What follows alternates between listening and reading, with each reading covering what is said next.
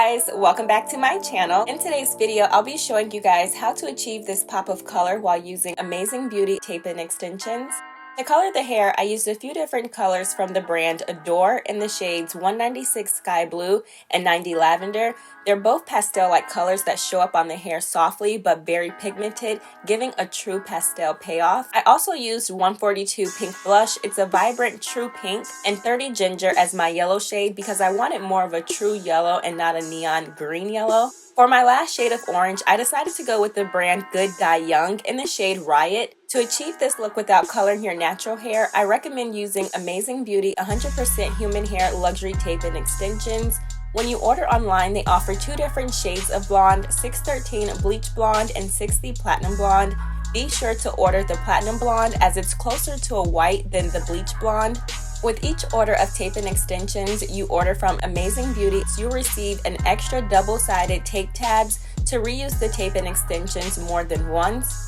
You'll also receive a styling comb and care instructions on the tape-in extensions to prolong the life and longevity of the hair. You'll also need a pair of gloves, some aluminum foil, and a garment measuring tape to accurately achieve that 1 inch of color. I start off by laying a piece of foil down big enough to apply a small dollop of color besides the hair and add my garment measuring tape on the opposite side of the color to keep a clean workspace. I keep in mind the colors I'm using by adding the lightest color first to make sure the shades don't bleed into each other. I place the blue down first, followed by the purple and then the pink.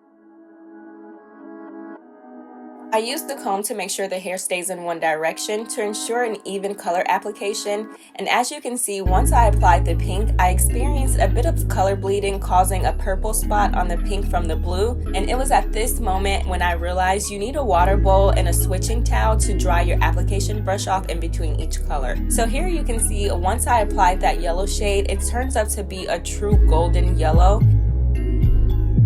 Lastly, I added that Riot shade, which turns out to be a vibrant tangerine orange.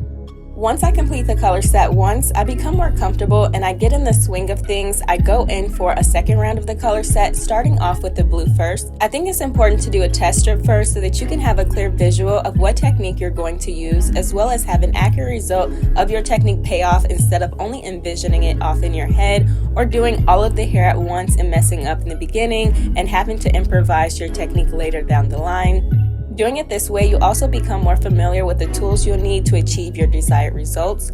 I found it crucial having a garment measuring tape to guide me when applying each color so that I never went over that 1 inch.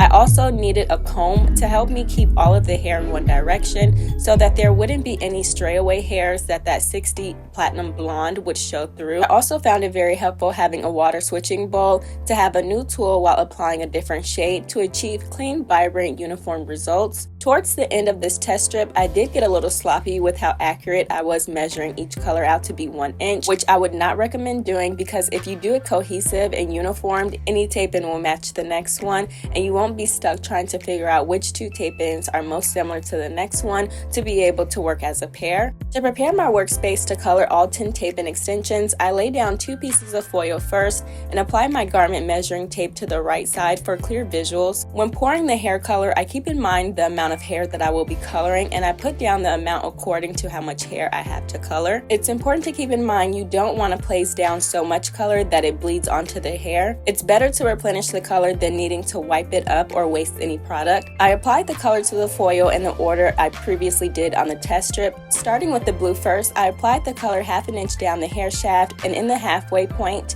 spreading the color upwards and downwards in that 1 inch area as you want to place the color down first and distribute the excess product to gain that full 1 inch of color coverage.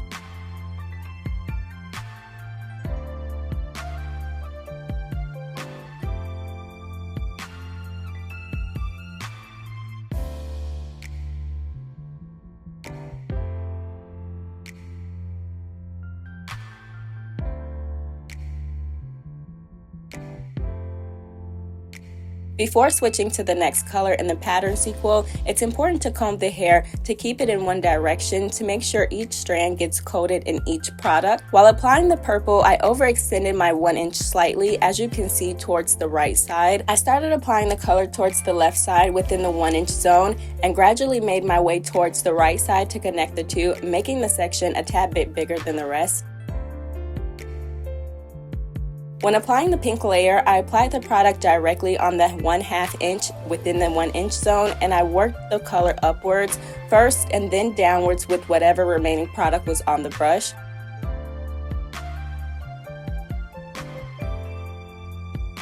I repeated the same steps I previously did with the pink. When applying the yellow color, I start off by placing the color down halfway between my 1 inch zone, and I push the product upwards to distribute the color.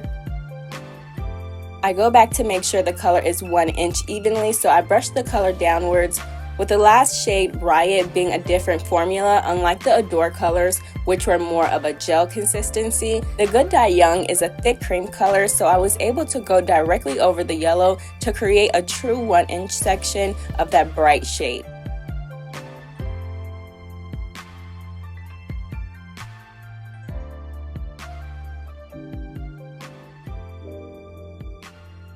After I finished one complete color set with a few setbacks and challenges I faced, I was so scared to face the moment of truth to see how well it matched with our test strand. With the angle, you would think that it's not even, but by using the garment measuring tape and the test strand, I can easily confirm it matches perfectly.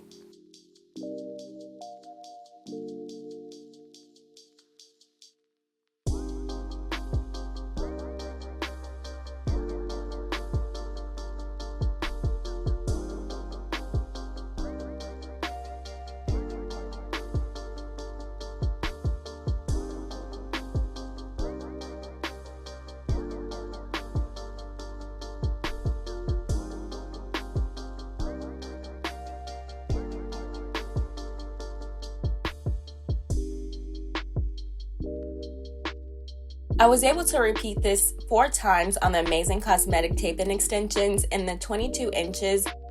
If your hair is longer, you might be able to do more than that. If your hair is shorter, I would suggest adjusting how much color you would want to use to achieve the best results. After I let the hair process for 30 minutes, I washed it out like normal, and this is how the Amazing Beauty 100% Human Hair Luxury Tape and Extensions turned out. To style these, I wanted a pop of color, so I sectioned half of my hair up with the bottom half down.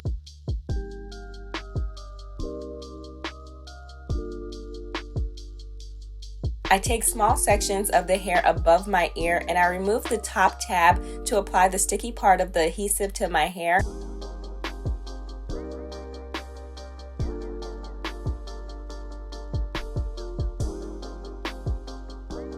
I repeat the same step to create a sandwich effect between Amazing Beauty 100% Human Hair. If you're concerned about your natural hair color coming through, don't worry. After you seal the adhesive with your flat irons, you can't even tell in between the bright, vibrant colors.